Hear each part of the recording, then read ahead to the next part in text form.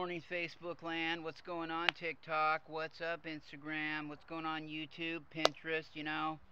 Hey, this is Rocken Larry Locken coming at you on a Saturday morning, kind of rainy, overcast here on the Oregon coast, right by the Pacific Ocean. A couple things been on my mind lately. As you can tell, you know, I, I've been a 40-year football fan, and so the NFL started the other night, and I just you know what? It wasn't that I wasn't interested in it or that I was interested in it. I just didn't. I feel like I've ascended past like watching it. I just all of a sudden it feels like I never did like it or never did enjoy it. I don't resonate with something like that anymore. And the corporate, all the nasty things that go along with it, right?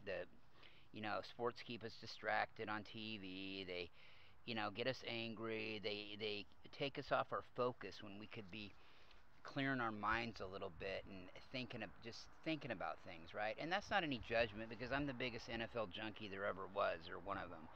It's just that it doesn't serve my purpose anymore. And it's one thing to really not be into a game one night or one week and you're not feeling it. No, this feeling is different. It's like I just didn't even recognize it anymore and didn't even have a thought about it.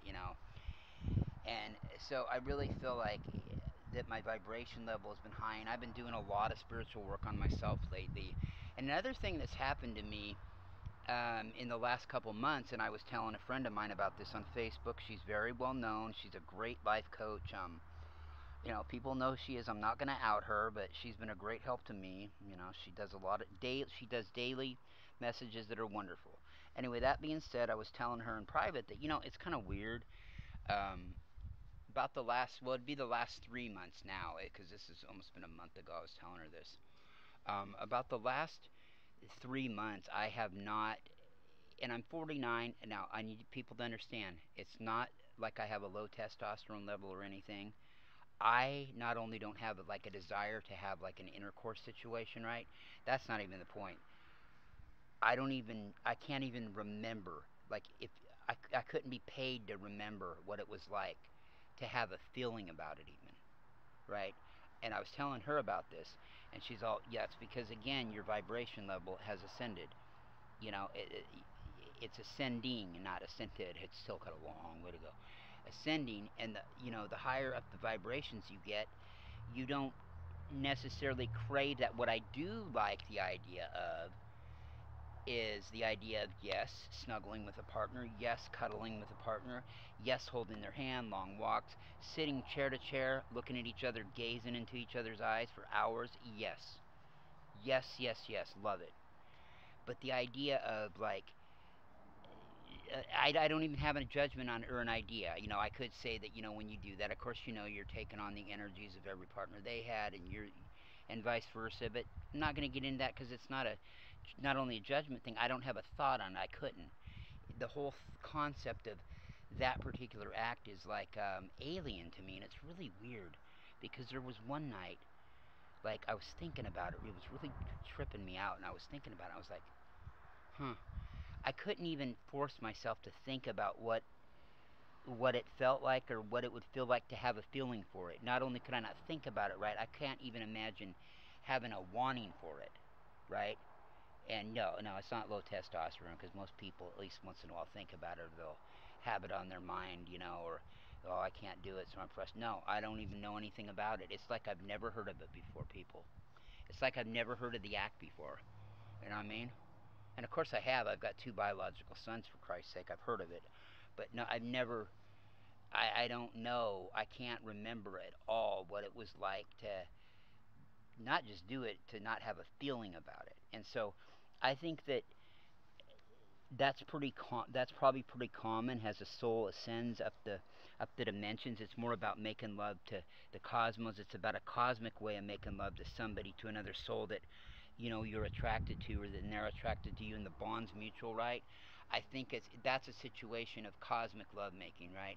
And I think we're going to see more cosmic love making kind of techniques and styles where people are, it's more about just a partnership and a relationship where, it's about snuggling and hugging. And yes, still old school intercourse will be there in 3D, of course, of course.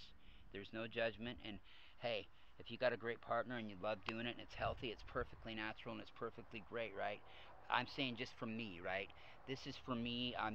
It's like pretend this is just Larry's world. Larry's alone. Nobody's around. It's just me. This is just me the way I think. I don't know how anybody else thinks. I don't really. I care about other people, but I don't. It isn't any of my damn business. Nor would I give a shit if I knew. I mean, I wouldn't even. I don't even know how to like have an opinion on what they're doing. You know what I mean?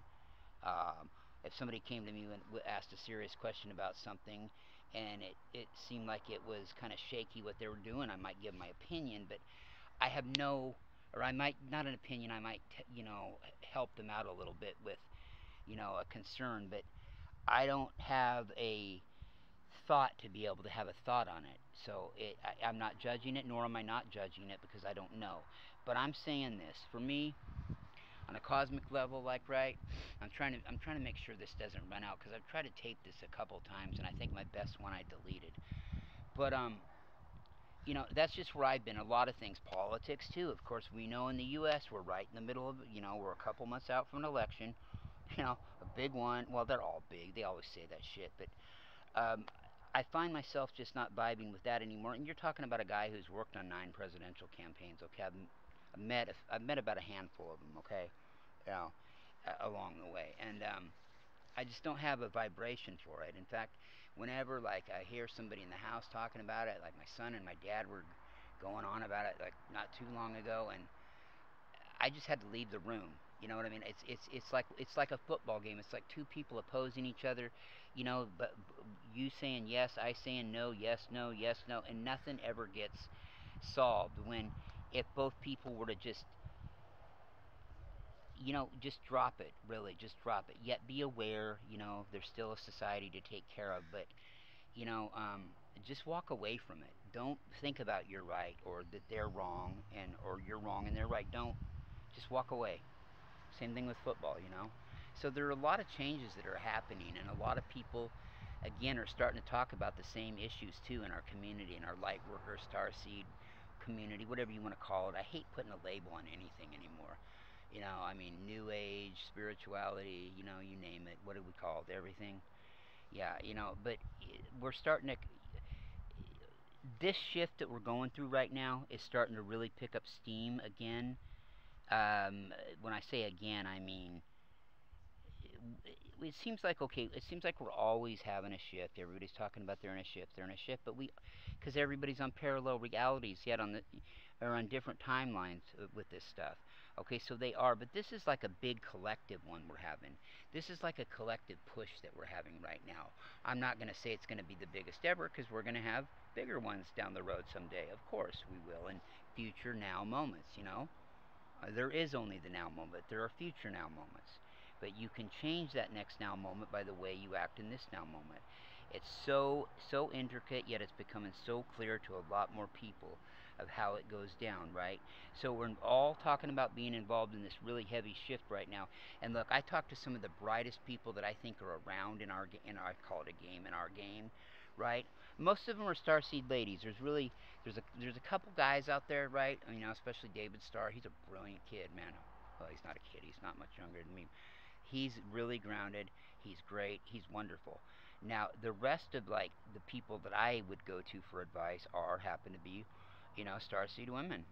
Light worker women. They're very super divine, conscious, and they are all basically telling me kind of the same roundabout thing about, the divine feminine really stepping up, but yet the male is the masculine is stepping up right now too, but the masculine is stepping up to what he always should have been, and not the conditioned masculinity that society and the 3D veil has put on him. That he's got to be this stupid ogre that's brainless that just wants to blow his load, drink a fucking Bud Light, and watch Sports Center. You know what I mean? I mean, yeah. And I used to really hate guys like that because I'm a really big women's advocate, but I don't now because I don't hate, but I just look at them like they don't understand. They operate on about 3 brain cells, and they're awakening though. Those people are they're good guys sometimes. They'll give you work on your car, give you car advice, give you the shirt off their back, and whatever. So I really don't judge that, but I think that it's good to see the divine woman though also taking the lead because it's how it should have always been, really. But I guess we all had to come down here to learn that lesson. But I just wanted to kind of throw that by everybody on a Sunday morning, and on a Saturday morning. I'm sitting here looking at the time, making sure I got enough time to get in what I want to say, because I've had to retape this and clean up my storage a little bit on the tablet so it would work. But you know, it really feels like the vibration as a collective. See, the collective is becoming bigger. More and more people are finding out about what our community's about.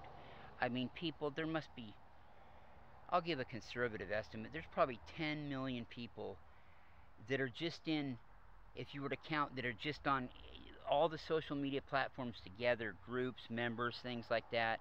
There's probably close to 10 million, if not more, people that are, at least are familiar with what we do. And I'm starting to hear words even used by, a couple political talk hosts that do it on YouTube that did when I was listening to it towards the end. They were even using words like consciousness, awaken, ascension, collective. I mean, people are starting. These are terms that are starting to come into the purview of what I don't like using mainstream public, because I think we're all one, and I think that at some point we will be, if you want to label it, the mainstream public. We will be the norm, as we go down this road together. It's not going to be tomorrow. It's not, but we'll have these quick shifts that kick it into gear, right?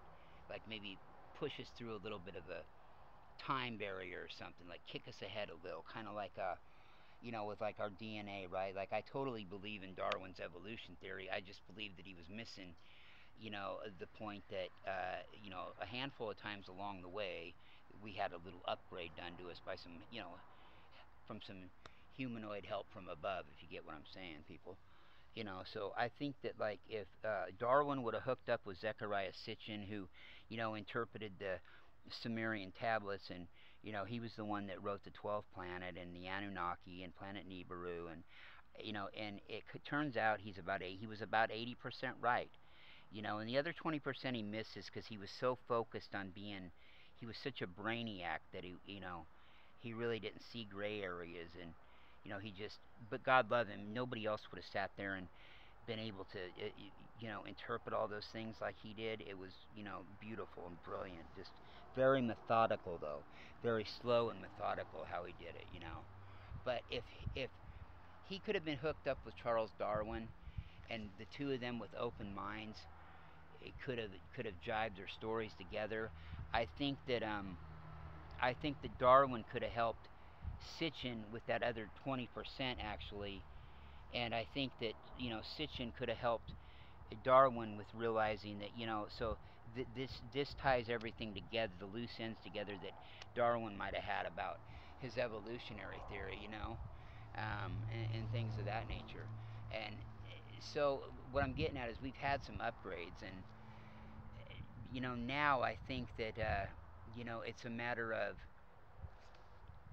I think we get our upgrades now. I think how we get it done to us is, I think that there's like air bubbles. What I'm getting from my guides is there's like little light little air bubbles that come down, and that awaken the planet, that shower down on the planet and awaken the planet.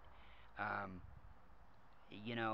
that goes on a mass level when it's time for a mass awakening. But when it's done at a particular like when, I think in the early 90s there was a big one done to children born then that started to be born, and I've talked about this from 90, starting about some in 91, 92, most about 1994, all the kids coming in were born with that DNA upgrade. Um, there was a book written about it in the 90s by a guy named John White. He called the kids Homo noeticus, not Homo sapien. And a lot of it fares true. And it's not always a real glaring, obvious thing. It sometimes is subtle.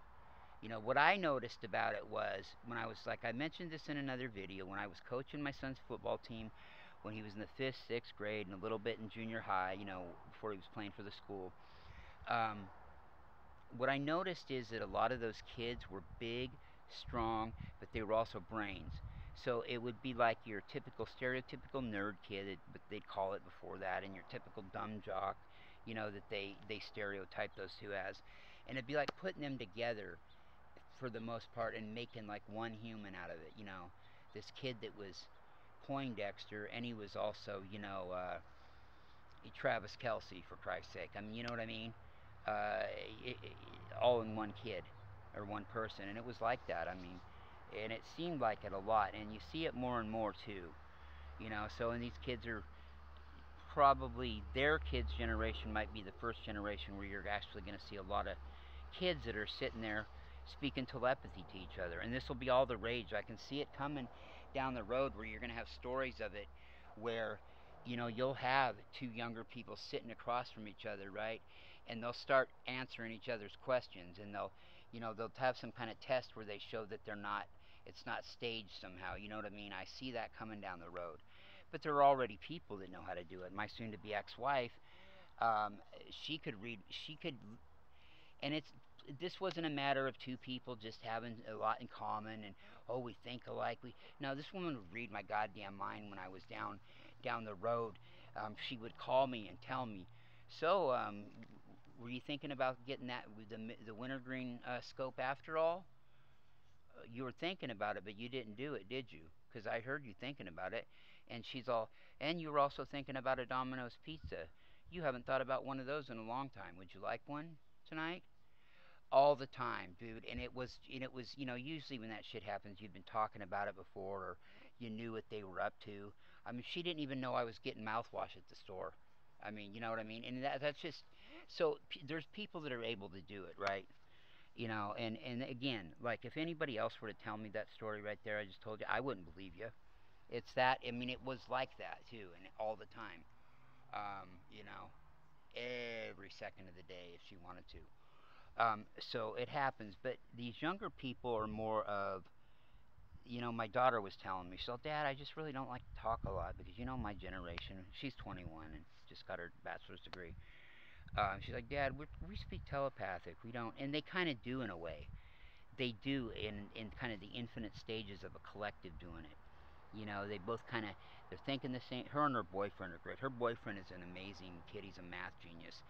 He's going to graduate this year from Oregon State, but or this coming year. But they do. They speak that way. There's no need to have a bunch of blah blah blah conversation with them. You know what I mean? They get it and they know it, and they're already born knowing the stuff that some of us, well, all of us, it took, us older people, it took a while to us to, we always knew it, but to be aware of it. They're born aware of it, and they just know. You know what I mean? They're very old ancient souls, but they're new to Earth. Most of them, now all of them have only been, at most, the majority of them have only been here one time, most of them never. Some once, that's it, and recently. So not like back in the 1800s, or back in whenever. None of the girls were Marie Antoinette, or and none of the dudes were King Henry VIII or anything like that.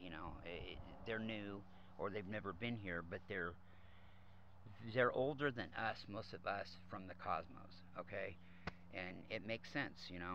It's how it is. But I just wanted to give a shout out to everybody on Facebook and all the groups and my guest last night on Palladian Express Productions, now known as the Larry Locken channel. Um, she was great. Carolyn Lanier Roberts was wonderful. Like I said before, I said it somewhere else. She's one of the top 5 people I've ever interviewed out of hundreds that I have, and she was probably the best guest I ever had at staying on her message. Like, she was steadfast in how she put her information down. It was clear, concise, but it was a steadfast stream from her of, just pure, calming information, and the way she did it was lighthearted.